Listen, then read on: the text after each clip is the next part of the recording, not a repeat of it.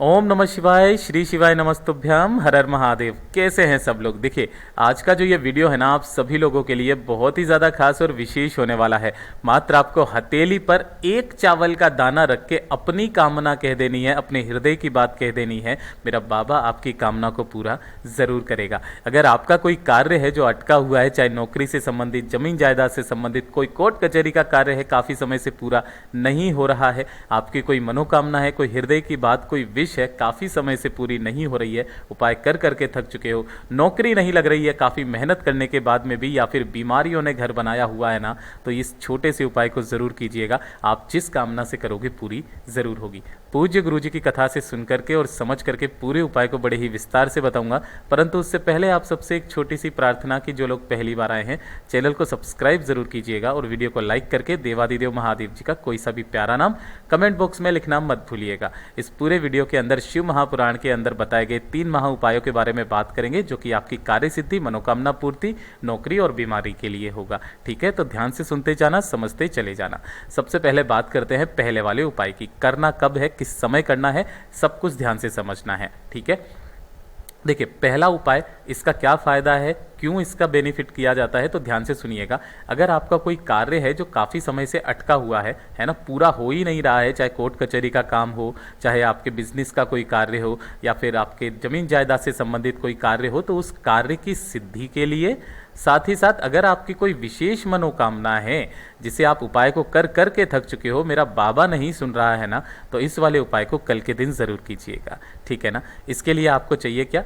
एक बेलपत्र, जो कहीं से भी खंडित टूटा फूटा ना हो, ये चीज़ ध्यान रखिएगा। अगर ऐसा नहीं मिलता है, शिवालय जाना, शिवलिंग पर जो भी बेलपत्र चढ़ा हुआ है एकदम स्वच्छ, उसे स्वच्छ जल से धो लेना, उसे काम में ले लेना। इसी के साथ में आपको चाहिए होगा मात्र एक चावल का दाना, जो कहीं से भी खंडित ना हो, ये चीज़ ध्यान दीजिएगा। यानी कि चावल का दाना अक्षत होना चाहिए, जो कहीं से भी खंडित ना हो। ठीक है, और इसी के साथ में आपको चाहिए होगा एक लोटा शुद्ध जल अपने घर का।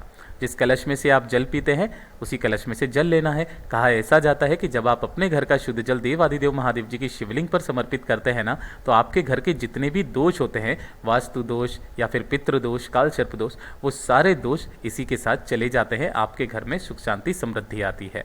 ठीक है, तो एक बेलपत्र, एक चावल का दाना और एक लोटा शुद्ध जल, इन्हें लेकर के आप कब जाओगे? शाम के समय प्रदोष काल में, है ना, ये चीज़ ध्यान रखना।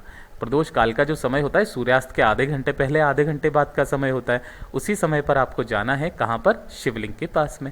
जैसे ही आप यहाँ पर पहुँचेंगे, ध्यान से सुनना, उत्तर दिशा नॉर्थ डायरेक्शन की तरफ मुंह करके खड़े हो जाना। उपाय को करने का एक खास नियम है, तरीका है, उन्हीं विशेष तिथियों पर आप इस उपाय को कर सकते हैं।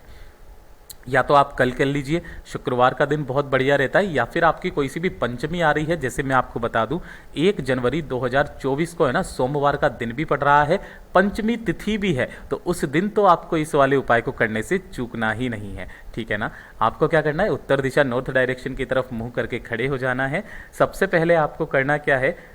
कुंदकेश्वर महादेव जी के नाम से जो आप एक लोटा शुद्ध जल लेकर के आए हो ना, उस जल को देवादिदेव महादेव जी की शिवलिंग पर समर्पित करना है। ओम नमः शिवाय, श्री शिवाय नमस्तुभ्यम का स्मरण करते हुए। किनके नाम से करोगे? कुंदकेश्वर महादेव जी के नाम से समर्पित करना। समर्पित कर दिया, उसके पश्चात देखिए आपको लेनी होगी बेलपत्र। जो आपने एक बेलपत्र ली है ना, उस एक बेलपत्र को कहाँ से पकड़ना है? जो आपकी ये जो तीनों पत्तियां जुड़ी हुई रहती है ना बेलपत्र की, इस स्थान से, यहाँ से आपको बेलपत्र पकड़ना है और शिवलिंग के ऊपर आपको समर्पित करना है, अपना नाम और गोत्र बोल करके। किस तरीके से करेंगे? ध्यान रखना, इस वाले उपाय में डंडी आपको अपनी तरफ रखनी है और बीच वाली पत्ती आपसे विपरीत दिशा में, अगर आप इधर की तरफ खड़े हो तो। ठीक है ना। अपना नाम और गोत्र बोल करके यहाँ पर रखना। उसके पश्चात जो एक चावल का दाना है ना, उस एक चावल के दाने को अपने दाहिने हाथ की हथेली पर रखना।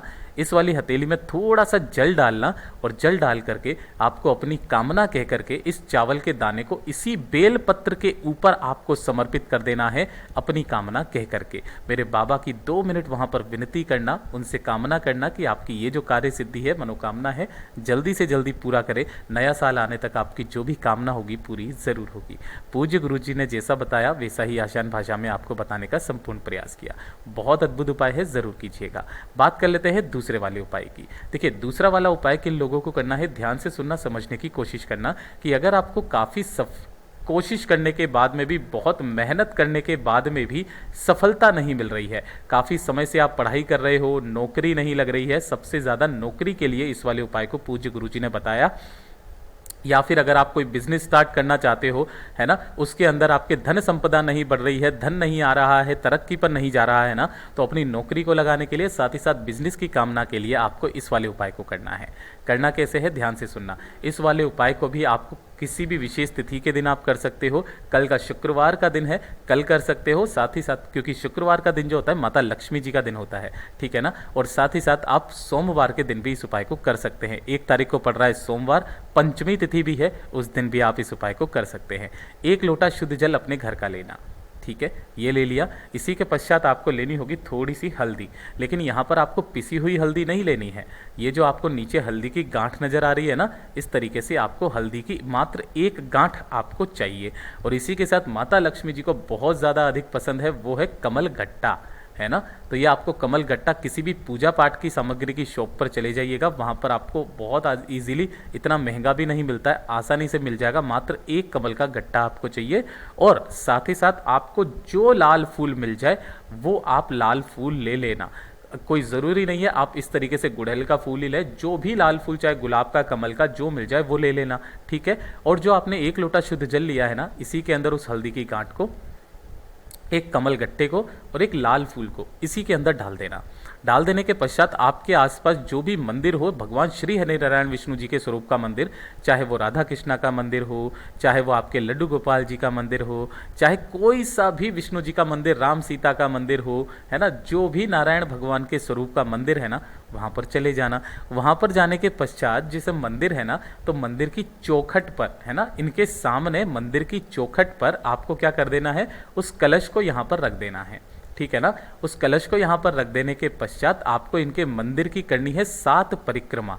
लेकिन ध्यान रखना, जब भी आप परिक्रमा करके पीछे की तरफ जाएंगे ना, आपको हर बार 7 बार ओम नमः शिवाय मंत्र का स्मरण करना है ना। जैसे आपने पहली परिक्रमा की, पीछे गए, ओम नमः शिवाय 7 बार बोला और उसके पश्चात सामने आ जाना। फिर एक परिक्रमा करेंगे, पीछे जाकर के ओम नमः शिवाय 7 बार बोलना, फिर परिक्रमा कर लेना। ऐसे करके आपको 7 परिक्रमाएं करनी है। कर ली, करने के पश्चात इस कलश को यहाँ से उठाना और किसी भी पीपल के पेड़ के नीचे इस जल को समर्पित कर देना, पिपलेश्वर महादेव जी के नाम से। किनके नाम से? पिपलेश्वर महादेव जी के नाम से समर्पित करना। पूज्य गुरु जी ने कहा है ज़्यादा से ज़्यादा 2 महीना मेरा बाबा कहीं ना कहीं आपकी नौकरी का योग लगा देगा। साथ ही साथ अगर आप इसे बिजनेस की कामना से करते हो ना, तो आपके बिजनेस को भी आगे की तरफ में बढ़ाएगा। पूज्य गुरु जी का बहुत अद्भुत और अचूक उपाय है, ज़रूर कीजिएगा। बात कर लेते हैं तीसरे वाले उपाय की, जो कि बहुत ही ज़्यादा अद्भुत है। आप चाहते हैं कि आपके शरीर में किसी भी तरीके की कोई बीमारी प्रवेश ना करे, या फिर अगर कोई बीमारी हो चुकी है तो उसको खत्म करने के लिए ना शुक्रवार के दिन इस वाले उपाय को करना मत भूलिए। बहुत अद्भुत और अचूक उपाय है, ध्यान से सुनिएगा। या तो शुक्रवार के दिन या फिर सोमवार के दिन करना। और इस बार सोमवार 1 तारीख को पड़ रही है, 1 जनवरी 2024 को, जो कि पंचमी का दिन भी है। उस दिन इस उपाय को करना मत भूलिएगा। देखिए, आपको चाहिए क्या? सबसे पहले आपको चाहिए थोड़ा सा दूध। कितना? 2 चम्मच दूध चाहिए मात्र, वो भी किसका? गौ माता का दूध चाहिए, कच्चा दूध, जो एक भी बार गर्म नहीं किया गया हो, ऐसा कच्चा दूध आपको चाहिए, ठीक है। और जब भी आप दूध को लेना तो तांबे के लोटे के अलावा चाहे कोई सा भी लोटा ले लेना। तो 2 चम्मच दूध जो आपने लिया है वो किसी भी स्टील के लोटे के अंदर डालना और बाकी का पूरा लोटा अपने घर के शुद्ध जल से भर लेना।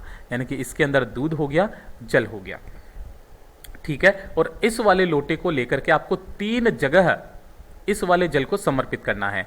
मेन जो सबसे पहले जाओगे, वो जाओगे पीपल के पेड़ के नीचे। यहां पर उस कलश में से थोड़ा सा जल समर्पित करना। किन महादेव जी के नाम से? पिपलेश्वर महादेव जी के नाम से। पिपलेश्वर महादेव जी के नाम से समर्पित करना। थोड़ा सा जल, पूरा नहीं। उसी लोटे में से थोड़ा सा जल आपको समर्पित करना होगा बेल पेड़ के नीचे। किन महादेव जी के नाम से यहां पर करेगा? बिल्वेश्वर महादेव जी के नाम से। बिल्वेश्वर महादेव जी के नाम से यहां पर समर्पित करना। ये 2 जगह तो मस्ट है। तीसरा जो पूज्य गुरुजी ने कहा कि अगर आपके आसपास आंवले का पेड़ है तो आप वहां पर चले जाइए, और आंवले का पेड़ नहीं है तो किसी भी शमी के पौधे के नीचे भी आप तीसरे नंबर पर जल समर्पित कर सकते हैं। इन दोनों पर जब आप जल समर्पित करेंगे तो किनके नाम से करोगे? सोमेश्वर महादेव जी के नाम से। है ना। जल समर्पित करना, अपनी कामना कहना, देखिएगा आपके शरीर में कभी भी कोई बीमारी नहीं होगी, और अगर कोई बीमारी है तो वो हमेशा के लिए खत्म हो जाएगी। पूज्य गुरु जी के ये सभी उपाय बहुत ही ज़्यादा खास और विशेष से ज़रूर कीजिएगा। वीडियो पसंद आए तो लाइक ज़रूर करना, साथ ही साथ चैनल को सब्सक्राइब जरूर कीजिएगा। मैं आपसे मिलता हूँ अगले वीडियो में, तब तक के लिए ओम नमः शिवाय, जय महाकाल।